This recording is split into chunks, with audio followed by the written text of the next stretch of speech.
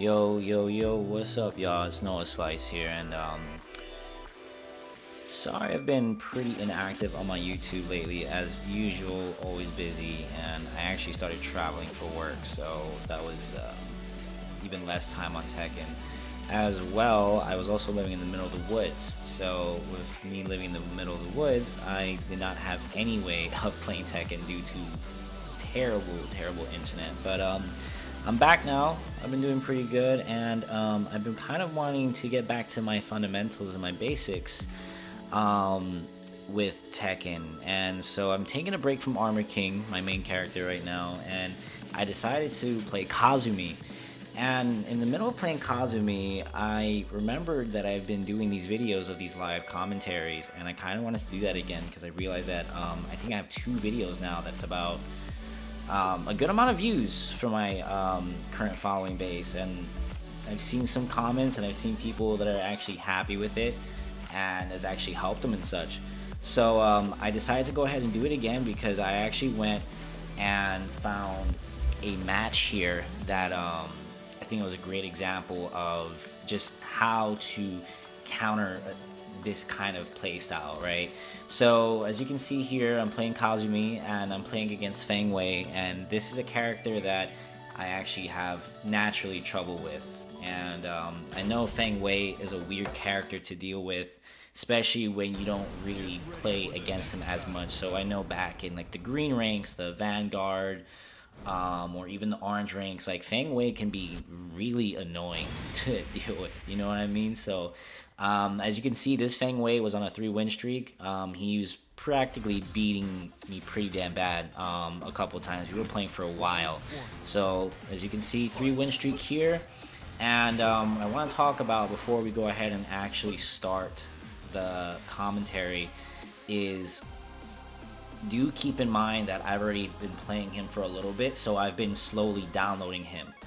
Another thing as well is with Kazumi, I'm still learning a lot when it comes to her, so I do drop combos. I may not be doing the most optimal follow-ups and such, but when it comes to combos, I'm trying to stay away from combos right now. I really want to practice my fundamentals in poking, and I feel like Kazumi is a really great character for that. So we're gonna go ahead and get into how to counterattack this Feng Wei here that relies on a lot of panic moves and weird little mix-ups that are just naturally hard to deal with. Like, no matter what character I play, these are mix-ups I've seen people do with Feng Wei. That's just kind of difficult. So let's go ahead and see how I counteract this. So we're gonna start the round here. Let's see what we do. So already into that stance, right? That's a nice stance that obviously has great whiff punishment capabilities that a lot of players rely on. So I don't blame him for using that. I've seen pro players use it. But of course, in this situation, you just want to immediately back away and start spacing yourself. This is going to be a pretty boring match, so don't get too excited. But again, this is for practice capabilities. This is purely for practicing, right? So if we start to take it easy against players like this is going to help us out a lot here. He's going to start initiating that, I want to say, what is that, a crouch dash? I don't play Feng Wei, so I don't know how you get into that stance. But obviously, as you know, he has the headbutt, and then he has that, I think it's like the leg or like the shoulder, the low that comes out of that. Really weird mix-up to deal with. I don't blame people for getting with this mix-up. So as you can see, he's already initiating that vortex of, do I block low or do I block mid?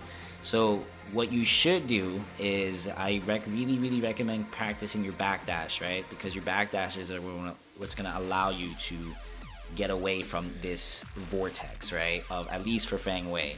So as you can see, I just back away and then I wait for the mid and I punish. Then I can go ahead into my Okizeme here.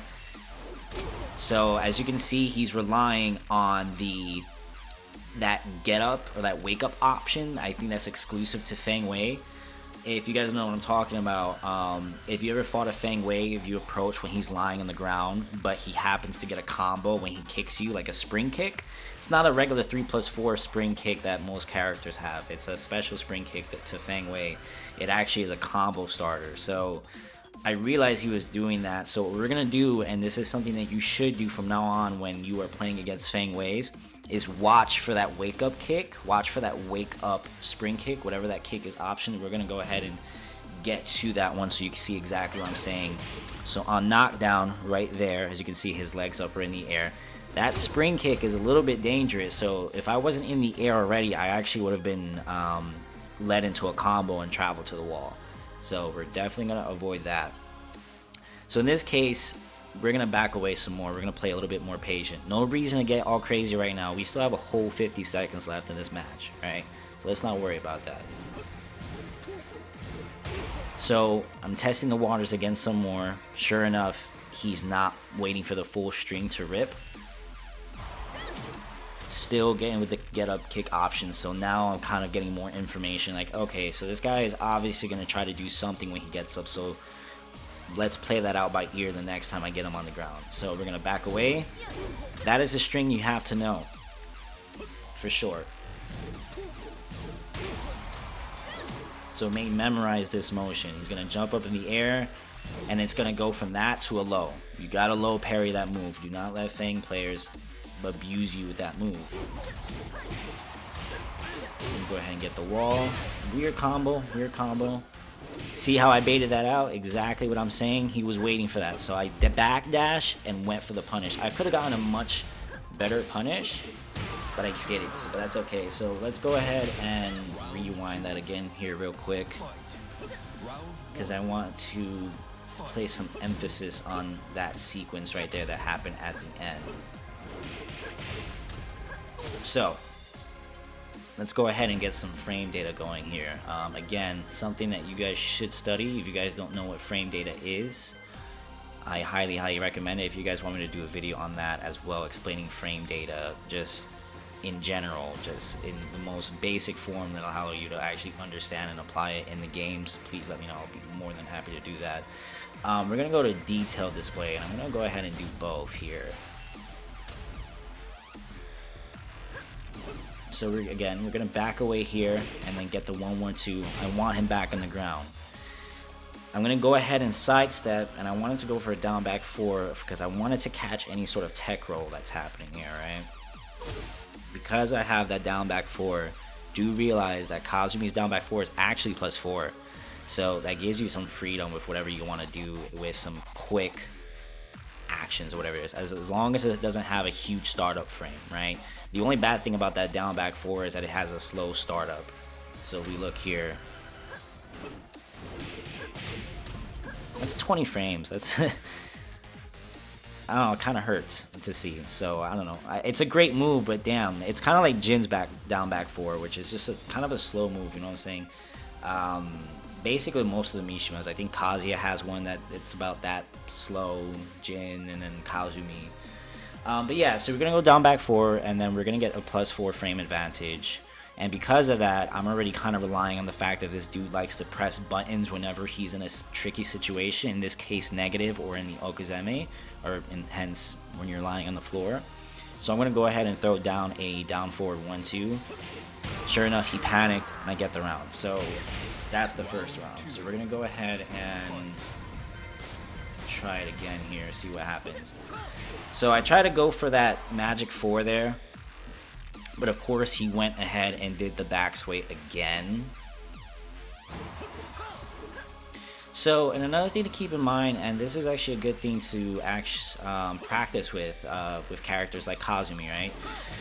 Whenever you whiff, and this is an importance, if you look at my other videos, the importance of the 1 jab, right? It's a safe move that's fast, and it's not really that negative on block. So even if you do whiff it, the chances of you getting whiff punished for it is very low. It could still happen, but it's on a rare coincidental type circumstances. But we're gonna do the 1 jab, and it's okay to miss, and it's okay every time that you see your opponent whiff. You don't necessarily need to go to the offensive immediately. It's good just to take a step back and kind of just, all right, let me see what this guy is doing. Again, look, only 2 seconds into the match. No reason to get crazy right now. He's getting a little bit crazy right now. I'm not. I'm going to just take it slow. I'm going to go throw the 1 jab. I miss again. He's throwing a back 1 for no reason. That's okay. That's why we're playing this distance, right? We're playing safe. Now we go ahead, I get him on the side steps with her back two. We're gonna go ahead and do some more frame advantage again. +4. Same as the down back 4, but it catches side steps. Great mid. Nice reaching mid. Because I'm now +4 my frame advantage, I'm gonna go ahead and throw a down back 4. Because it's gonna catch the side step, which it does. Now I'm +4 again. +4 again. Then I go and throw my down forward 1+2. So you see, once you get that momentum and once you start getting those frames going, and especially when you understand why you use those moves, there's an importance of knowing and understanding why you're throwing the moves and you're using the moves that you are trying to use. We go back to the sequence again. We use the back two to catch him sidestepping, because I notice he's doing that a lot. Once I confirm the hit is there, then I can go ahead and start adding pressure because I'm plus. I realize that the move now is hit, so I have, again, +4. So we're going to keep at it with the pressure. Down, back two again to catch any side steps. +4 again. And then down forward 1+2, because sometimes it's good to go ahead and do that mix up, right, between the lows and the mid. I had a feeling that he might have thought low or he was going to panic again. Sure enough, he panicked again because he was going to try to throw a move out there, but I hit him with the down forward 2. And seeing that the fact that it was confirmed, we went ahead and let the string rip. So we still got 50 seconds left on the match, and look how much we were able to do in just those 10 seconds. So again, emphasizing the importance of just taking it slow and waiting for your right opportunity, right? So again, we take into the account from last round that he likes to do some sort of get up kick or some sort of wake up option out of some sort of panic. We bait that out, and then let's see what I do here. I'd go for the back two because I was a little bit too far, I felt like, so one small hit, frame advantage is better than none. So that was a little bit weird. I don't know why he went for that move. I mean, I should have kept in mind that he likes to attack when he's negative. He doesn't really understand frames, but that's okay. That's okay. That was just a very evasive move. So do you see the vortex? He's starting to go ahead and try to initiate again. Vortex headbutt. That is a high. So those two legs right there, those two legs, I don't know what move that is. That's a mid to a high. For some reason, I didn't think it was going to let it rip. Because in my rank right now, as a Ryujin and Armor King, Feng players do not do that move in the neutral. They don't. And if they do it, they don't finish the move. So if they're going to go ahead and finish the move, that's a crucial mistake on their part. I can't talk right now. But this guy let it rip, so I wasn't expecting that. So I was like, okay, we got to really kind of, I don't want to say dumb ourselves down, but at the same time, we have to keep in mind that when you are playing lower ranks, when you're used to playing at a higher rank, a lot of these opponents are going to have bad habits that you're not going to be used to. So keep in mind, like, you have to be aware that your opponent is going to be unpredictable. There's a lot of unpredictability when it comes to opponents that you fight in lower rank again, right? They don't really use the characters in the most optimal way, or they can get away with a lot of risks that you would see more professional or intermediate players don't use. And what do I mean by that? Hell sweeps or snake edges, especially snake edges. Snake edges like Dragunov's down back 3, Brian's down forward 3, if I'm correct, which are snake edges. You will never see those in a high level of play because they're so risky and they're reactable. But in this case, I forget to take into an account of that this person likes to do that. So here he goes. He likes to do his little vortex with the headbutt, and then with the sweep move, that low move, we're going to back away to create some space here. So again, we're just going to go ahead, back space, and then our jab, right? Again, spacing yourself and just being patient. This is very, very important. He's trying to get the back sway. I try to sidestep it, but I don't think you could sidewalk that. If anyone can help me on that, please. See that? So what we did there was just play the waiting game. We understand that this guy is desperate for some sort of big move, right? He wants something big. So as we are... Let's fast forward to that part. We have to remember the life advantage I have. So understanding where your opponent's life bar is at will also play a crucial role with understanding what your opponent might do.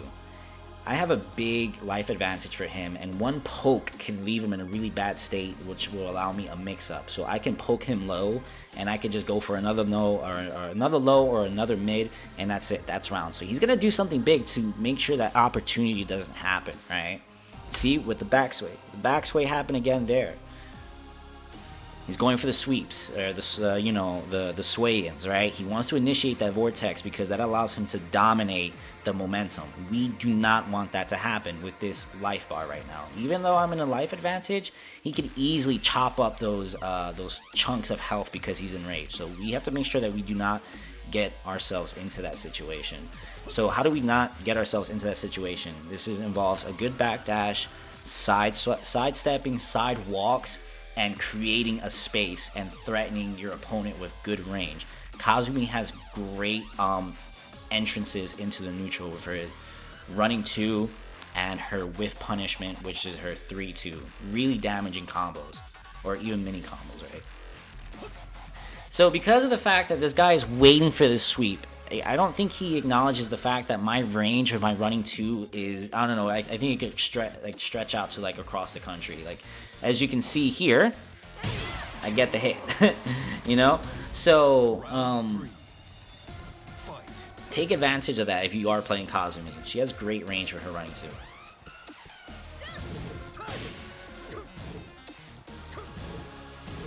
Not worried about lows right now. There we go. He goes into the vortex. We're just going to go ahead and back away, get some space going. As you can see, again, this is the main key about this opponent, is that he likes to let strings rip. He likes to go for big opportunities. If you guys don't know who JDCR is, I would definitely recommend look him up. He's a great player overall. He plays my favorite characters, Dragunov and Armor King. And one thing he did say about one of his videos, when people ask him about, Tekken, it's the fact that Tekken is a very slow game. It's meant to be a boring game. Keep that in mind. So look where we were at. 50 seconds. I have maybe a little bit more than half of a life bar. It's plenty of time for me to make a comeback. I don't need to rush things right now. He has the advantage. I don't. I need to be careful with my approach. Go for the Oki. I'm going to fake out my run. Now, why are we going for that move? We're almost a little bit equal in health right now. There's no reason to make such big risks like that. So we're going to go ahead and run in. I'm going to fake him out, and then we're going to go ahead and get that huge whiff punishment. But I don't think I do the optimized combo, unfortunately. No, I don't. But that's okay. We try to fake out that spring kick again. Doesn't know how to break 1+2. That's okay. And then we get him with a down forward 1-2 tech roll. So this was more of a summary of just what I had to deal with and how I actually applied it. And it took me a little bit longer to adjust myself. As you can see, I want to make sure that I didn't do this in just one round, right? I didn't do this in just one match. This is me getting my ass handed to me a few times for sure. And I won that one, he won, I won, and then I kind of just stopped because it was becoming a little bit stressful to play against Feng Wei. It wasn't really fun anymore.